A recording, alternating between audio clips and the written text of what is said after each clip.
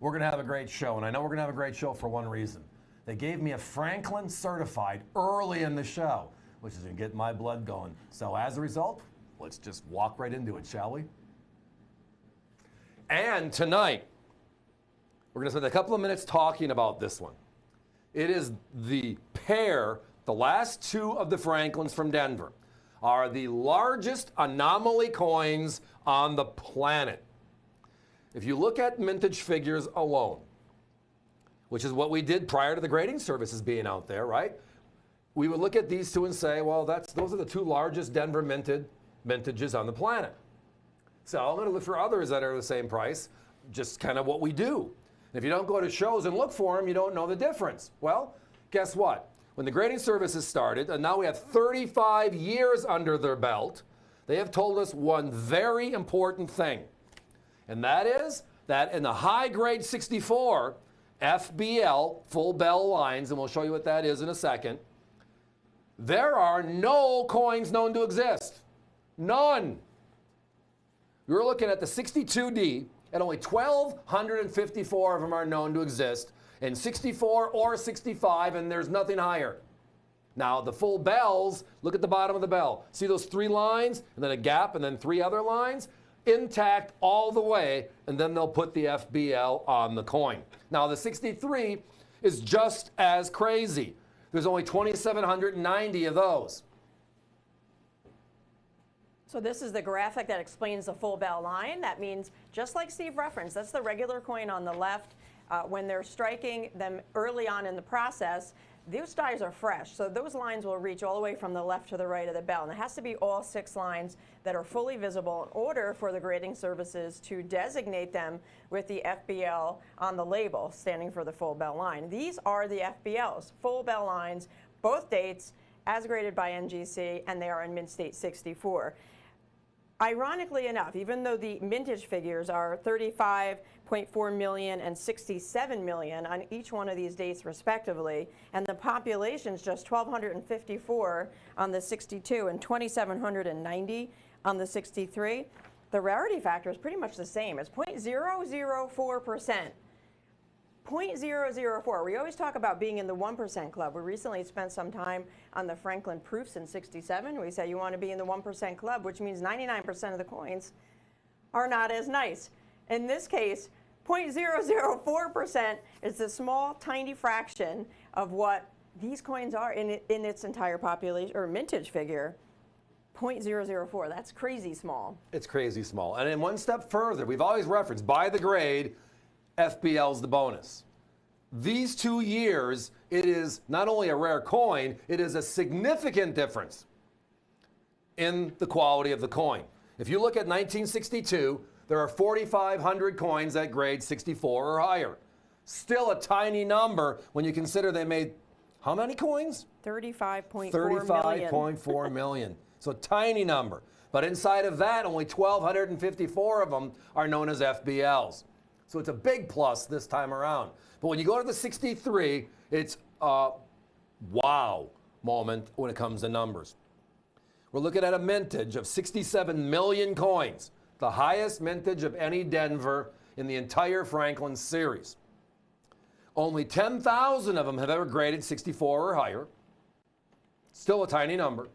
But of that, only 2,790 have made FBL, which is that bell lines you're seeing right now, which just is solid. It just means it's the first couple of strikes of the coin. Because think about this. To make 60 million, 67 million coins, that's how fast that machine's going. Right. And the minute it slides a little bit, you're going to lose part of that bell line. It's not intact all 6, and it has to be intact all 6. That's the nature here. So the best part is understanding that the population reports give us way more information now. It's like reading the rest of the book and then having the opportunity to make a decision. Now, one of the other things that's on the table, and it's an obvious, right? I lived through it myself personally, was in 1980, silver goes to $50 an ounce. These are melting out at 20 bucks a throw. All right? What were the last 2 years, and what were the 2 largest mintage figures in the Franklin series? Which, by the way, We pulled silver dollars from circulation in 35. So the largest coin out there was the Franklin and the Franklin series towards the end. We only had 1 year of Kennedy's, right? And then for the 90% silver side, I should say, and then the jump, right? So a lot of the later dated coins got melted in large quantities. Going to the bank, buying half dollars, i.e. when the silver was pushing out in 64, and then sitting on them, and all of a sudden, those 50-cent pieces that I swapped for paper now are worth 20 bucks a piece. Time to go on vacation, right? And now we have a chance to look at the numbers inside of it with NGC's just open book, which means every coin we see, we show you where it is. It's just wow. Just wow. What, the other wow is the price tonight. $69.95 on the 1962 and $49.95 on the 1963. These are FBL 64s, folks. Our competition charges $68.50 and $65.50 for these dates, but those are uncirculated coins in a capsule. So that's like a Mint State 60. We're a Mint State 64 with the FBL designation and the rarity factor of 1,254 known and 2,790 known at $69.95 and $49.95. It's unbelievable. Again, it's all, as reference, I like tracking the numbers and just putting everything up there, right? And the Philadelphias are special. But the latter years, everybody thinks the high mintages mean, well, it's not a great coin. And the same thing's true with the Morgans. There are many, many Morgans because of the Pittman Act and the melts that happened there as well that have high mintages. But now when you look and they publish all the information and all the other coins they've seen in the series, why do these two have nothing there? It's because there's no coins being submitted whatsoever. And if there were, with these numbers being low, trust me, we'd be sending more and more and more in every single time we can. It's just they're not getting to that level. So the issue is it has to be a cherry roller, not even going to consider it. And that just means we're not seeing cherry rolls today. But let's look at the number one more time. 35.4 million coins were made in 1962. In 64 grade, there's 4,500 and change. In 64 FBL, this coin, that coin right there, there's only 1,254. It's one of the rarest Franklins we've had on this show, period.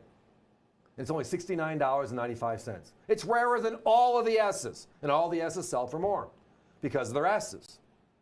The popularity index kicks in there. And then the 63 is just as staggering, if not more, because of how many they started with. They started with 67 million coins. There's only 10,000 or so in 64, which is still a tiny number. But now in FBL, 2790. It's like 1/4 of the coins known are the FBLs. And that is just a small, small percent. And tonight, that's what these percents are. We're going to put a 1-minute clock. These are moving very, very quickly. Thank you for calling in. If these are in your cart online and you're shopping with us on the website, avccoins.com, that is the website in case you want to join us right now. 905-8496, that's the 1962, and 905-8497 is 663.